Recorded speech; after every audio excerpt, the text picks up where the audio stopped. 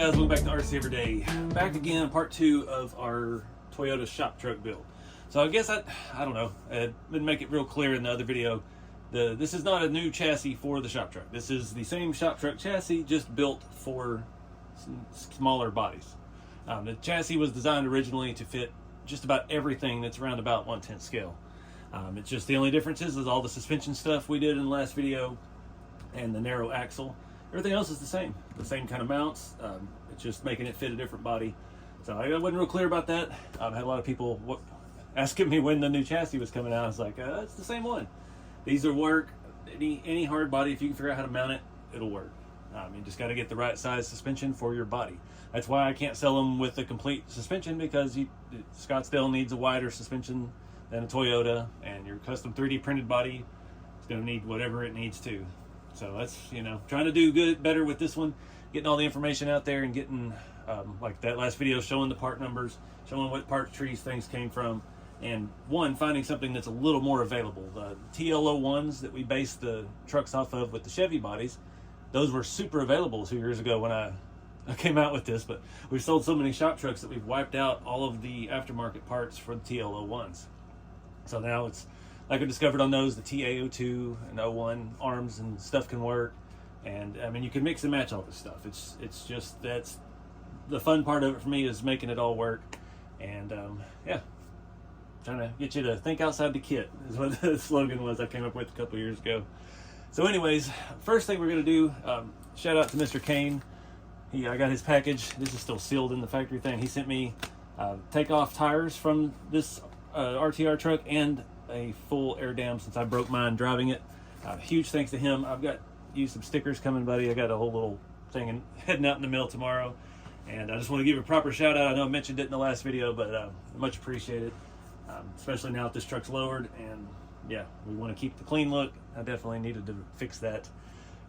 So first thing we need to look at is the transmission. I got to pop the body off. I did forget to put in all of the screws on the wheels. On the last video, I just put 2 in each as we were testing them, and I had wanted to take them off, and then I forgot. I went ahead and put all the center caps on, so that's going to be fun, to try to get all the screws in the inside of the wheel, because I don't want to take those center caps off. Like I said before, that's a super teeny tiny Phillips head screw. Just like the real center ones had those 2 Phillips head screw bolts on the center cap, so it's true to scale. But yeah, I don't want to have to take those off again. So I'm going to try to put the screws in that real quick. We'll get the body off and start looking at the transmission. I guess the first thing I need to do is actually get the transmission mounted in the truck. I've got to go find me a 540 motor of some sorts. Typically on these, I'll run a Tamiya torque-tuned, just brushed motor. They're like a 17 turn. They cost about $16, $18, and a little cheap Hobby Wing or knockoff 1060 ESC. Something like what comes in the RC 4-drive RTRs. Little 1060 ESC is perfect for this. A little brush motor, it'll scoot. It ain't gonna, you're not drag racing it, but it's got enough power to move. The other thing we got to do, that rear chassis thing that's underside the bed, we need to go ahead and chop that off so we can adjust our rear suspension, see if we need to add some more leaf springs, which I'm pretty sure we do. Again, right now it's just setting on the pumpkin of the rear axle, and yeah, the tire is pretty much into the bed at that point. So yeah, we got to do something with that as well. So let me do a bunch of tiny screws, and we'll get that transmission in. All right, for this step, I'm just going to go ahead and remove the motor plate. Get these 2 screws. Just got to remember where they go, because you do have some options on this plate. It's 4 different holes, 2 different heights, and 2 different depths. And we did move this one forward a little bit, so it's going to be in our hole up here. That one. I got a torque tune motor. I don't know where it came from. It was just loose in my box of parts. And yeah, I'm pretty happy about that. Got to find some M3 fine thread somewhere. Definitely want to Loctite everything inside of the transmission, or it's going to be inside of the transmission housing, because you can't get to it. You don't want any of those screws backing out. You want your pinion gear to come loose, and then you will tear up your transmission. I don't know where I put all my screws. Anyway, give me a second. All right, I've got that in. It's easier if you have this other gear set on here. You can set your mesh really well, get the depth of the pinion gear where it needs to be. That one is really stuck in that bearing, so it ain't coming out. Now we're going to mate the two halves together, and boom, like a glove. So the transmission does come with its own hardware. We've been through this quite a few times in the other videos about how all this bolts together, and there's different screws for different locations. And if you're doing a motor housing on it, which we're not in this truck because we have the engine bay, but you would get some longer ones of these and run them through and into the motor housing. But yeah, that's what's nice about doing it this way. We don't have to have a whole scale motor. I still don't know for sure either if this motor's going to clear our engine bays. Fingers crossed with that. But these are like M2.5, and we're just going to put these all the way around, attach the transmission to the motor plate. And then they're going in 3D printed plastic, so be very careful. They are pretty snug, but it will keep going, especially if you're using a drill. Once it's all bolted in the chassis, it's not going anywhere. One thing I like to do before I put all the screws on is do a function test here. Make sure I forgot to put oil or grease on that main gear, so it's going to be a little bit noisy. I'm going to do that real quick before I put any more of these in, and then we'll pick back up. All right, all the screws in actually. I guess the one that I had, the last one I built, I'm reusing parts and test pieces and things like that. I think I drilled it out, or it got wallowed out for a scale engine. So yeah, that's just the stock hardware that comes with the RC four-wheel drive transmission. So now I'm just going to drop this back down in here. I'm going to go ahead and get it lined up in the back, and I got to find 2 screws for the top of that. I don't know where I put them. So these screws you don't want to do too long, because they will get down into the transmission and put all of your moving parts in a bind. So these are 8mm.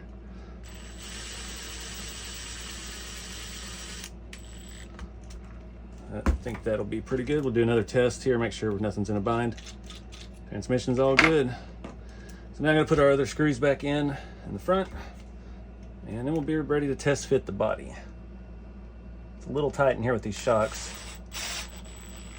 That all lined up perfect. I didn't even have to fight it. It's nice. Did get all those other screws back in the wheels. Had to put a giant extension on my driver here. Perfect. All right, let me get the body on and see where it's rubbing. All right, guys, it's looking pretty good. I've got it in. These are bent down just a little bit. We've got plenty of room between our top of our motor and our inside of our engine bay. I can see, I think, right now we're pretty much just hitting the corners of that floorboard. So I think a little Dremel work should do the trick for that. Get that body off without harming it. These sections right here. That hot glue is not going to be as big an issue. The wiring right there could be. I'm just going to flatten these 2 sides off right there. All right, you can see right there, I just kind of rounded those off. We didn't get into the interior at all, which is awesome. Let's hope it's enough. Let me do another test fit. This is the easiest way to get this body on and off. Just have it upside down.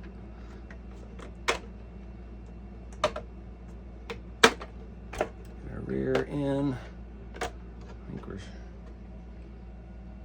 we're sitting on it, but now we're sitting on the wire for the lights.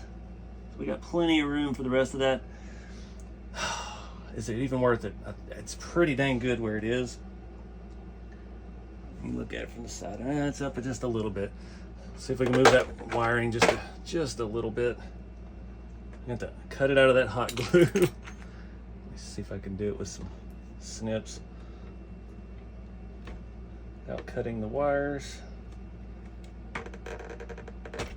Oh, all right, give me a minute. All right, easy enough. There's a zip tie right here where it's bundled in the dash, and I just cut that zip tie, and I was able to pull out at about 1 inch, shift it over here, and it should be still plenty of room. I got all that tape mess out of there.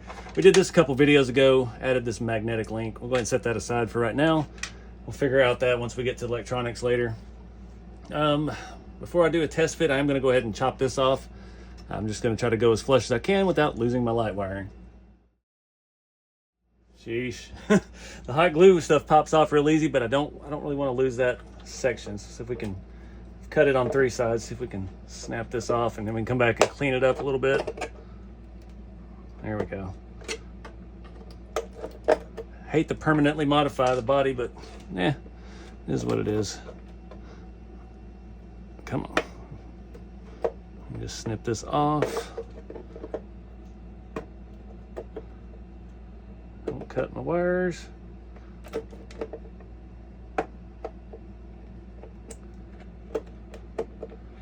Come on. All right. Let me get the other cut off disc and clean that up a little bit. All right, guys, that did it. Not that bad at all. Just move the wire over.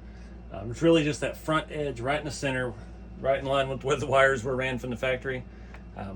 I ended up getting into the interior just a tiny little hole, just because I kept trying to smooth it out and make it look prettier. But yeah, it's not, nothing to worry about. It fits in there perfect. Now our tires are fully hitting the fenders, so we're probably going to need, we're sitting on the wheel arches. We really need a little bit more lift in the front too, but see, one side at a time. I'm going to add these long leaf springs into the rear and see. Hopefully they don't have too much arch. We'll just have to see. Let me get the scale drill gun out. All right, I got one side on. It's not going to be able to tell until we flip it over. Go ahead and pull these two left out. Don't want to lose our lowering block in there. Do it like this. That line back up. That one out. And we're good.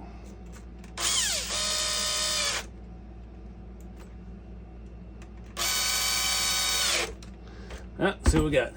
All right, so having the two long leaves was a little too springy still. So I'm gonna add this medium-sized one in. I think it's gonna be good. I can feel on that side that it feels pretty good.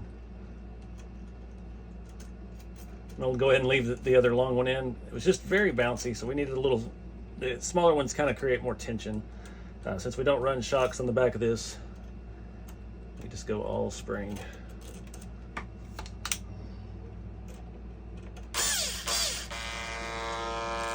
Make sure it's good and tight.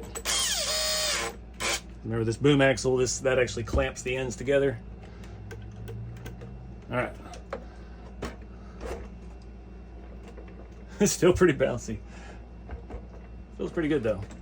Let me get it out of here and show you. All right, I think it's a drivable height.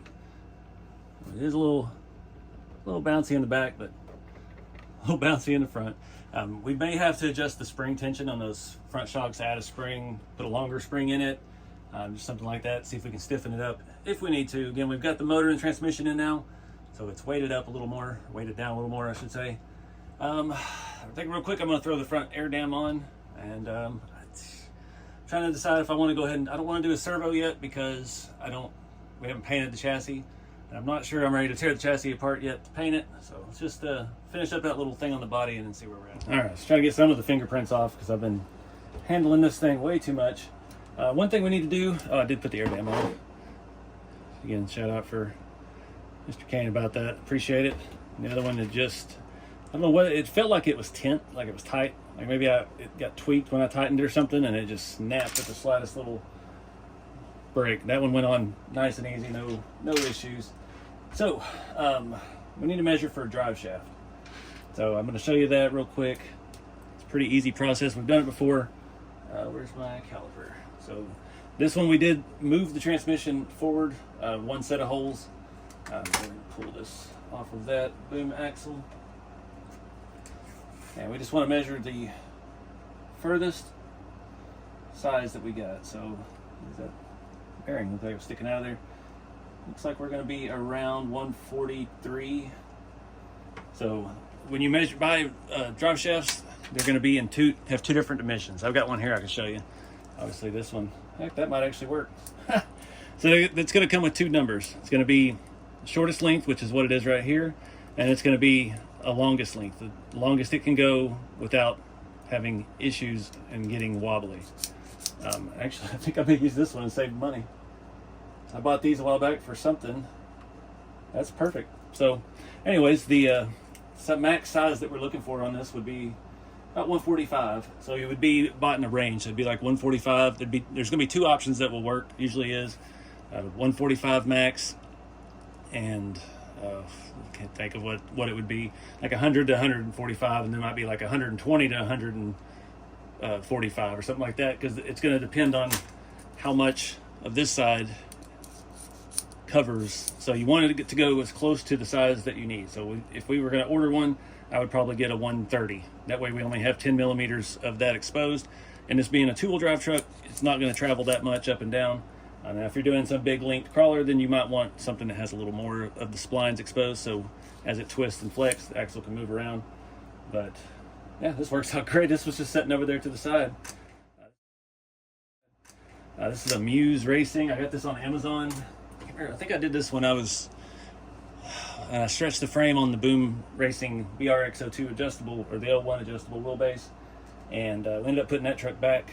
So heck yeah, go ahead and pull this. Has actually full size, so they're actually pretty nice. It's not as nice as the shiny Lesu semi truck ones that I like to use on these, but and they're still pretty relatively cheap. Those are about 100 and, or not 100, about 20 to 40 bucks depending on the size. If you need a really long one, they're about 39, 38 bucks. So anyways, I'm rambling on. We just saved ourselves a bunch of money by switching our drive shaft insurance. Oh dang, just happened to be sitting over there. I probably should Loctite these, but again, we're gonna be tearing this down to paint. Not looking forward to that. All right, let's make sure things jiving good. Perfect, angles look good, height looks good. It's not hitting anything. Let's go ahead and put the body on and see how it, make sure it clears the floorboard and everything just fine, which I mean it should. The floorboard up here, the interior, still all well above that. That's why we have plenty of room for electronics.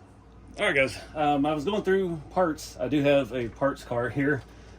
This was originally a super short rat rod. It does have a 175 Smart micro servo from Reefs in there, so we can steal that one out of that. This actually was my red super short. It had the 3D printed tires on it for a while, and had the brushless Castle Mamba crazy thing in it. And yeah, it just got used for parts. This actually became the prototype for the new rat rod sedan. We cut the back down and fit the body up, and then that led me to know that I needed to shorten the middle section and all that jazz. So yeah, it's just kind of a tester, but yeah, definitely don't need that expensive servo on it right now. So we'll take that off for the truck when we get there. Next thing I got to do, well, first I put my license plate on. These plates are from Heyoki Plates on Amazon. They come from China, but they're fully embossed. They're super nice looking. They don't have as many different style of plates as a lot of places do, but excellent quality. The best plates that I've found so far. It's fully embossed. Texas is embossed. You can feel the screws. Just super nice stuff. So I ordered some more of those last night too. But anyways, we gotta get the body torn down, get the chassis to a point where we can paint it. I'm gonna pop the body off. Super easy. Set it back here for now. Got it all cleaned up. So I'm thinking I want to leave the cross members in. I need to put some more screws in that. I think I'm going to paint everything on the truck as kind of built, except for we got to do our leaf spring, take all that off, and then yeah, we can come back and swap in. I guess we could put scale hardware on everything while we're there. So got to pull the motor transmission. That motor plate needs to be painted too. Dang it! Oh, I forgot about that. It's always bad when I'm trying to piece these together and make them just, to show the assembly. I gotta come back and tear it all the way apart to paint it, but it is what it is. We'll get it done, get some paint on this. It is a pretty decent day out there. I actually just took the Red Cat hauler out for a drive film. We're giving that away. There's a raffle, raffling that off. Link is in the video description and on Facebook and everything. That ends July 19th. So anyway, I gotta start tearing stuff apart. Hopefully we can get the front suspension off without taking the wheels, the hubcaps, the center caps off of it. And yeah, go from there.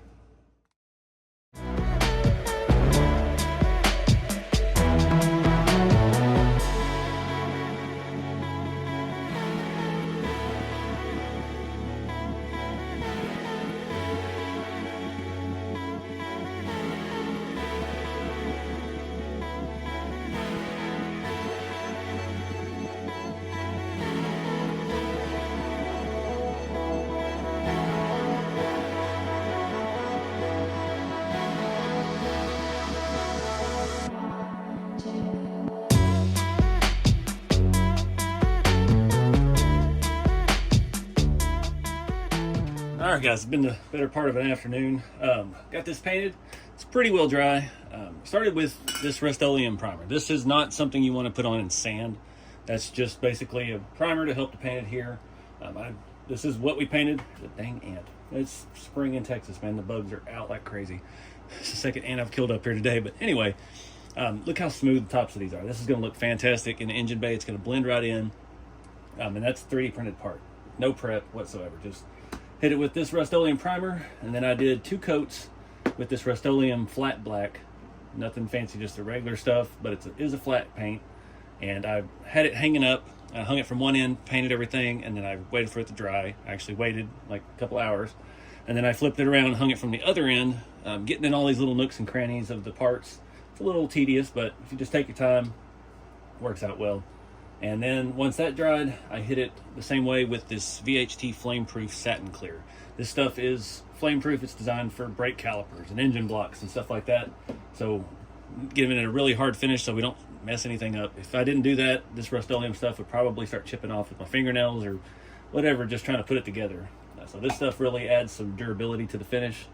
And yeah, I'm pretty happy with it. It's better than the last one I did. It's kind of nice on this truck too, on the GMC back there in the background. Here we had to rust the whole thing. That chassis was already painted black, and then we sponge rusted over everything, and it's just it gets tedious to get in all these little spots and places. So about ready to start putting it back together. I'm gonna let it dry just a little bit longer, and I'm gonna put that servo on that we're stealing from that other chassis. Get the servo in, we'll get the steering hooked up. I'm not going to get to electronics in this video. I don't know, I've split this up over a couple days. I'm not sure how long this video actually is. Didn't want to do a full hour feature film again like we did in the last one, because I feel like a lot of folks skip around and they miss a lot of the things. So we'll get the rear end on next after we do the servo, and then we will get the transmission in, get the drive shaft realigned, get our front suspension on, and hook up our steering link. We got to make a steering link still to our servo, to the spindle. And then, yeah, I think we'll wrap it up there. So I'm going to jump to some high speed and do all that. I did finish off this can of primer, unfortunately. I haven't used it in a while. This one came with a defective nozzle. I had to like pull the whole nozzle off and try to press it back in. It's a better kind, but that one was just not working right. But it is what it is. Just having a hard finish, a hard coat over any Rust-Oleum paint is going to benefit you wildly. If you're doing like the body and stuff now, we've learned, I used to use this to protect the patina finishes, but now I use the matte clear. Matte clear is a totally different animal, and that's what you need to use for weathered paint jobs and stuff. It has much less shine to it, but for the chassis, this was perfect, just to kind of give it a nice even shade. So let's get this thing back together.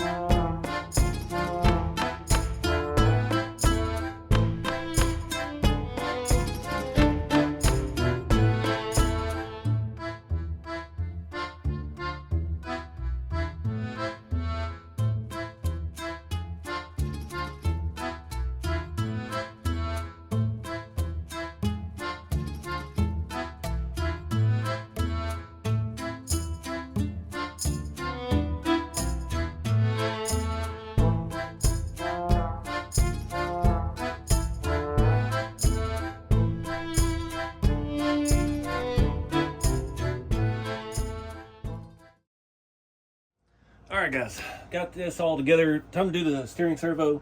Looking at the way this is lining up, I think we're going to mount the servo horn facing down. So again, with the servos, this is a Reef's long micro servo horn, and see it's got a hole drilled out. I've been drilling and tapping these. This one I did before I had the tap set, and it's just drilled out and you put a nut on the back. M3 hardware. All the micro stuff is designed for M2 or 2.5. I think it's 2.5. And yeah, we're not about that life here. This is a 10 scale truck. We need a little beefier connection on it. I'm trying to figure out why that's sticky. Probably got patina rust stuff on it. So we're going to angle that down. You can do it either direction. This one's already on here, so we're just going to mount like this. And we'll put the front mount back in once we get this all sorted out. These are M2.5 coarse thread from RC 4-wheel drive. And these are, the length on these doesn't really that pertinent. We're just going to screw it in, self-tapping or coarse thread screw. Get the start. There we go. So we're going to have our steering link come out the bottom of the truck. That's where our other link is. We could put it up top, honestly, the way it's sitting. We might actually do that because we have the engine bay, so we're not critical on space. With the GMC, we had a full engine bay, custom engine bay, and we couldn't hide our stuff unless we put it down low. So we may actually do that. That might be kind of cool. Why is this screw not starting? I tried to reuse the hardware off of that other kit, and I lost one, of course, taking them out. So when I say the length doesn't matter, we have that whole entire block right there, that little center section to bolt through. And, you know, depending on what body you're running, for the Toyota, this is the setup I'm going with. It's different on the Scottsdales. You have more space, and you also have all those other holes that we cut off to position things back. But you want to try to keep everything parallel. That's the key with all this suspension stuff, is to keep all of your arms parallel. So putting that down low, it's going to be pretty parallel to the bottom of the frame. I'm pretty sure I'm actually going to move this up top. I think that's going to, we'll have to use our same spacers, but then we don't have to worry about it hitting the frame, because as we compress, it's going to rise with the control arm. So the only one we've got to worry about is our bottom. So with our servo horn on this side, I'm going to make the link to connect to this side. You want it, again, as parallel as possible. The longer side is going to allow it to stay more parallel, and it's going to reduce the amount of angle error, I guess we'll call it. I'm going to go ahead and throw these back in, get this mounted up, and then try to measure and make a link.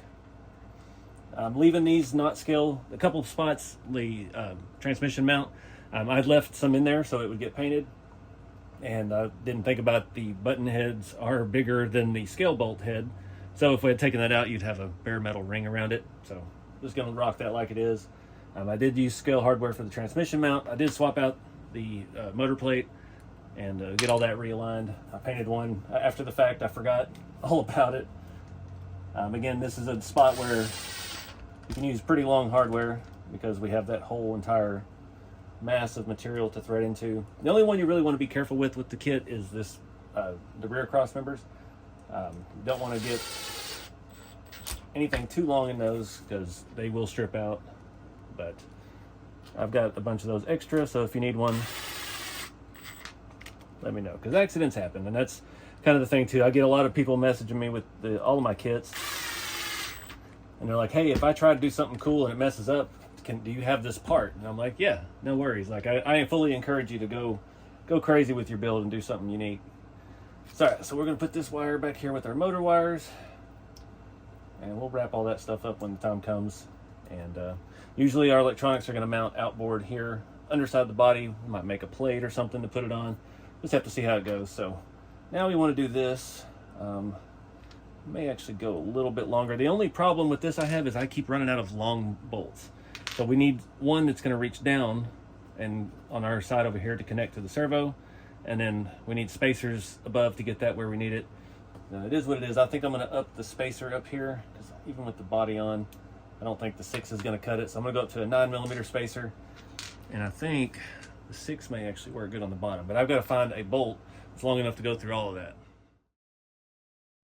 So real quick, catch up to speed. We're using a 65.3mm rod with a 2mm spacer on it.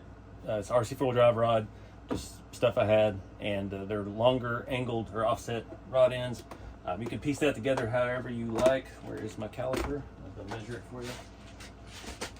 But from eye to eye on these arms with this spindle, it is around about 97mm eye to eye. Overall length, I'll just put it in here. Almost bought me a new caliper the other day since this one's been broke forever. Come on. We are about 102 millimeter total length end to end. So I need to measure. Let me put my towel back out here. Try not to scratch the paint. I've already nicked it a couple spots. It's gonna happen. I should have let it dry overnight, but I really wanted to see this thing with steering in. So I'm just gonna eyeball it straight. Eye to eye. So we got about 44. So actually, I've got these scale Heim joints from RC 4-wheel drive. They look kind of nice. I'm thinking maybe a 30 or a 35 millimeter rod. I have those in a different bin. This is again stuff that's in the Amazon store. The 30 millimeter rods, 35 millimeter rods, they're computer parts. All of our RC 4-wheel drive and all of our RC links are just computer parts. So let's mock this up, see what we can get here. Did I measure that eye to eye? Yeah, I did. So we're still a little too long with those. Those rod ends are a little bit much. If you take the nut off, you can tighten them down a little bit more, but sometimes your threaded rods don't thread all the way in. So let me maybe have a 25. See if we can thread that in far enough. Nope. Might try to run a tap through one of these, but or you could just cut this down. Let me look at my rod ends again and see what that's the biggest downside with those nice rod ends is just the length of the threads. I just pulled these off of the stock RC 4-wheel drive. Let's go ahead and screw it together and see round about where we're at. I'm running low on short rod ends.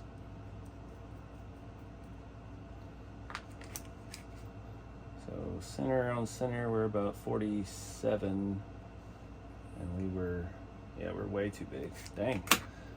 Oh, I'm going to the wrong side because I flipped it upside down. Oh, you gotta love flipping stuff upside down. All right, so let's eyeball that. So actually we need to go a hair longer. So we'll go back to the 20, this is the 25. We'll go back to the 30 millimeter now that we've got the short rod ends.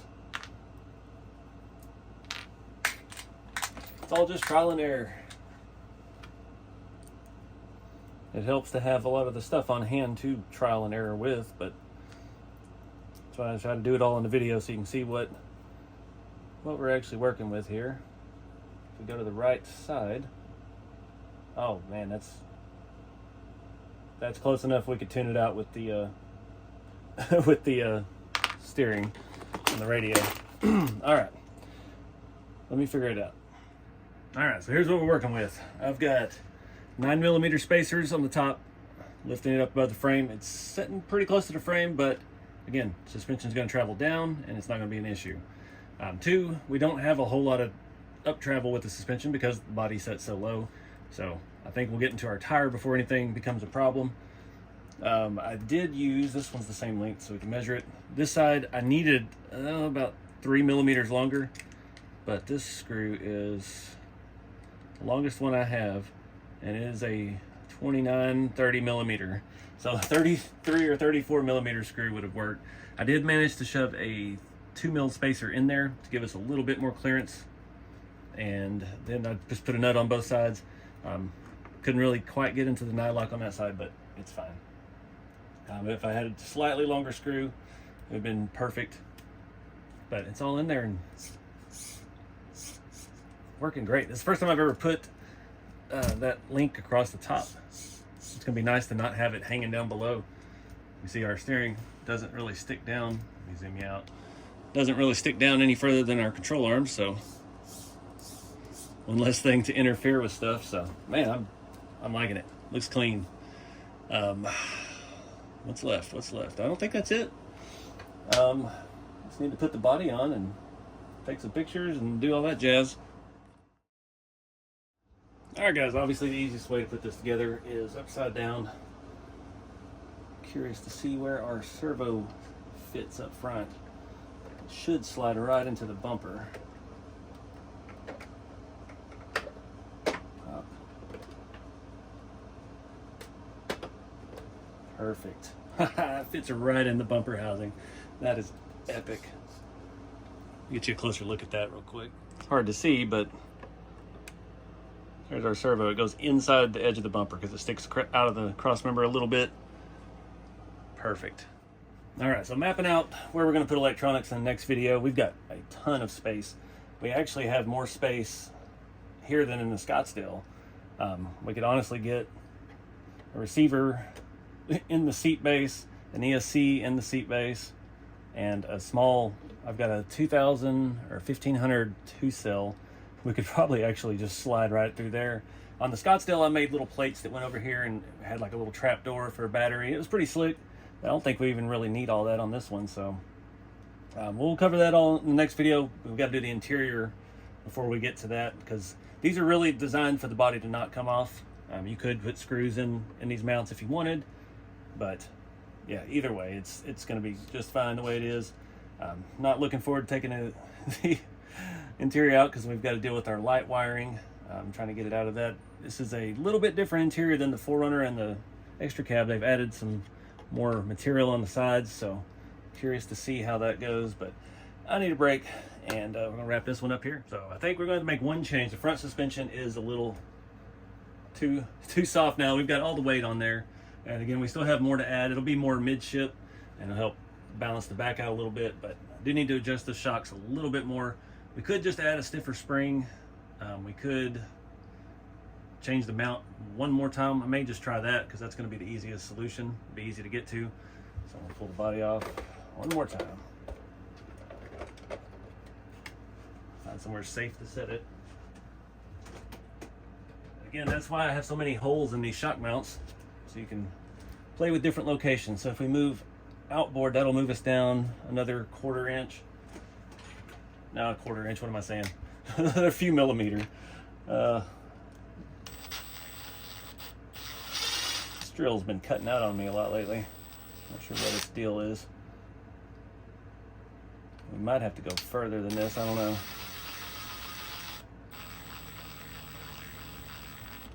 Snug it up. That's going to help put our shock at a little bit better angle. The shocks do angle forward a little bit, and that's because of the engine bay. The engine bay, I only clearanced out enough, so they clear now. So I don't want to put any more spacer in there. I think that's a 4 mil.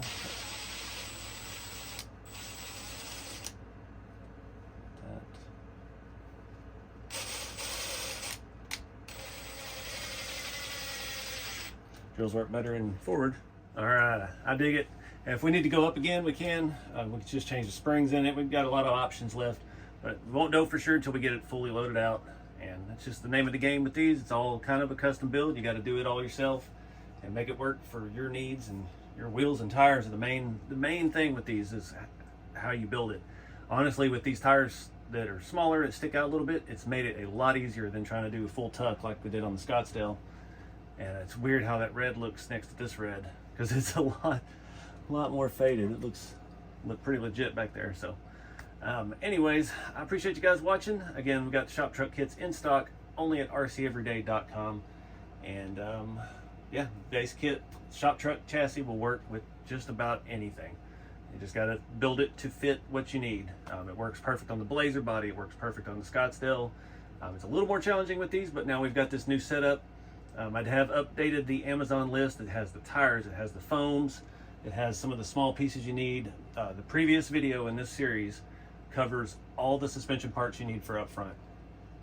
It's the MO5 arms, front arms, the BBX Tamiya buggy spindles, and it has I have all the parts for that in the Amazon list for the narrow shop truck build. Boom Racing BRX 70 axle, that's a must.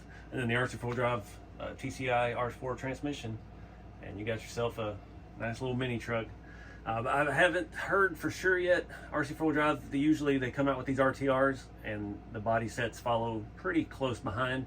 So if you're looking for this body, these are going to be available soon. RC4 drive always does it. The body sets, the builder, they'll be just be gray, and you can paint it and build it out exactly how you want. But this one was just so pretty, I couldn't leave it on that TF2. And yeah, got the perfect tire and wheel set up. Again, too, somebody pointed out these wheels have sold out since the first video on this. So there is a waiting list on rc4wheeldrive.com. You can get on for the centerline wheels. I think they're $119 for a set.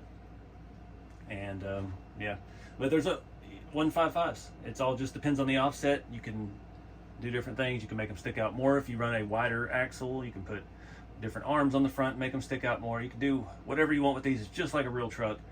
And you buy wheels for a lower truck in real life, you got to figure out the offsets and everything. Tire size, what'll clear, how low it is. It's just like the real deal. So appreciate you guys.